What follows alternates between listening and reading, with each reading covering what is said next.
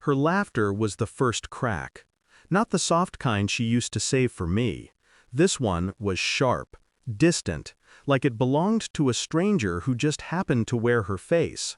It spilled out of the bathroom while she packed for her girls' trip. High, careless, cruel. I stood in the doorway watching her fold clothes she never wore around me.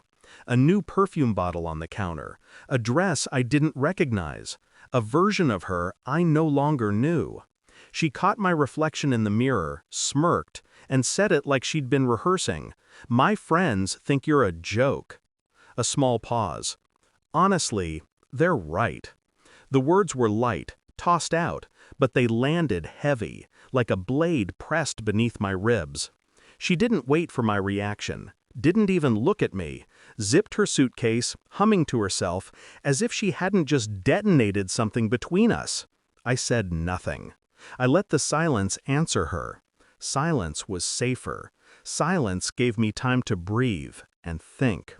When her friends pulled up, she kissed my cheek, habit, not affection, and walked out the door laughing again, their voices fading into the dark.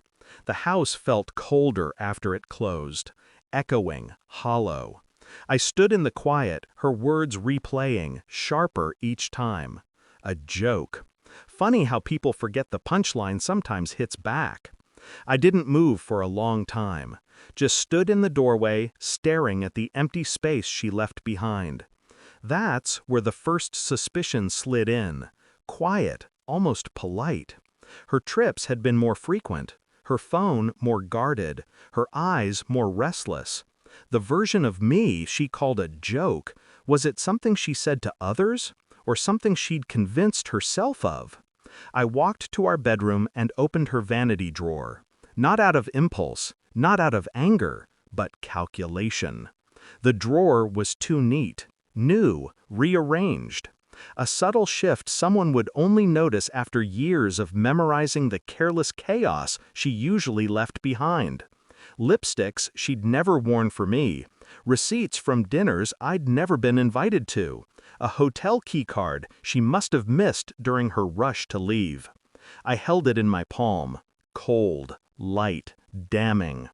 My mind tried to give her excuses, bad ones, desperate ones, but the truth was already knocking. I felt something unwind inside me, a slow, controlled unraveling.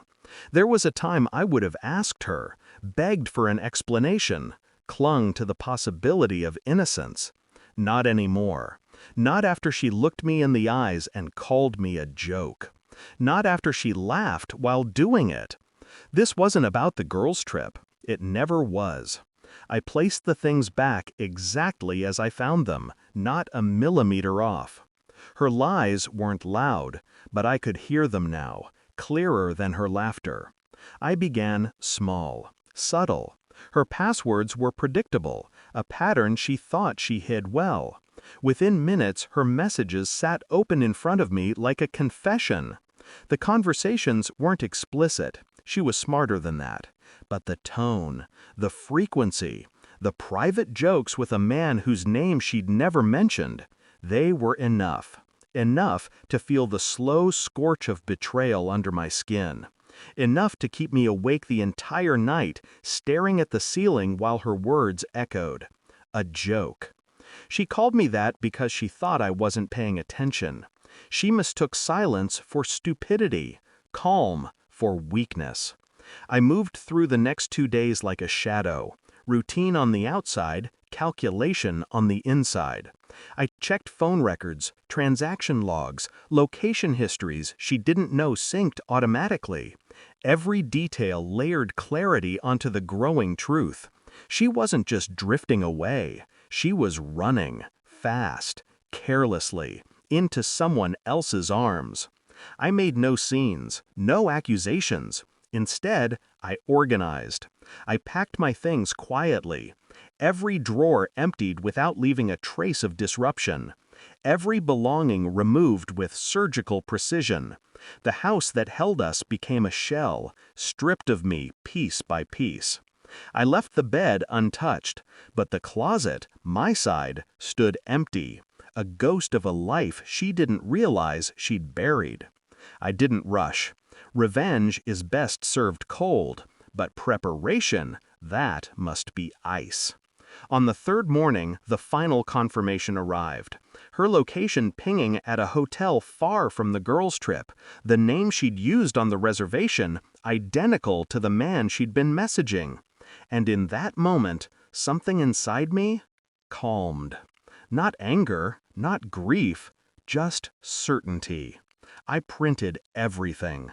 The timelines, the messages, the receipts. A truth she couldn't laugh away. When she finally called, cheerful, breathless, pretending, I answered with a quiet, "Did you have fun?" An innocuous question with a blade hidden inside it. Her voice cracked, just slightly. "Yeah, of course. Why?" I didn't respond. I let the silence tighten around her until she hurried off the phone. That was all I needed. Her guilt answered for her. She returned Sunday evening, hair messy, makeup tired, perfume unfamiliar. One step into the house and her smile froze. The living room was empty, the walls bare, my shoes gone, my desk missing. The life she mocked vanished. A folded note sat on the kitchen counter. She didn't pick it up immediately. She walked room to room, panic rising in jagged breaths. When she finally read it, I watched from my car across the street. Her hands trembled, her lips parted, her knees went weak. The note was simple, short, cold, like the words she threw at me days before. "You said your friends think I'm a joke. Hope they think this punchline is funny too." She slumped against the counter, crying into a house she never appreciated. Her phone lit up with my name. I didn't answer. Some stories don't need dialogue. I drove away before she could come outside. The road ahead felt quiet, wide, unfamiliar in the best possible way. There was no satisfaction, just clarity. A kind of emotional exhale after years of holding someone else's weight. She taught me something in the end. People destroy what they don't respect, and they laugh while doing it, until the pieces cut them back. As for me, I'm done being the joke. The world is quieter without her noise, cleaner, colder. Final truths usually are. And now, she finally understands the punchline. I was never the one who should have been afraid of being left. She was. Always.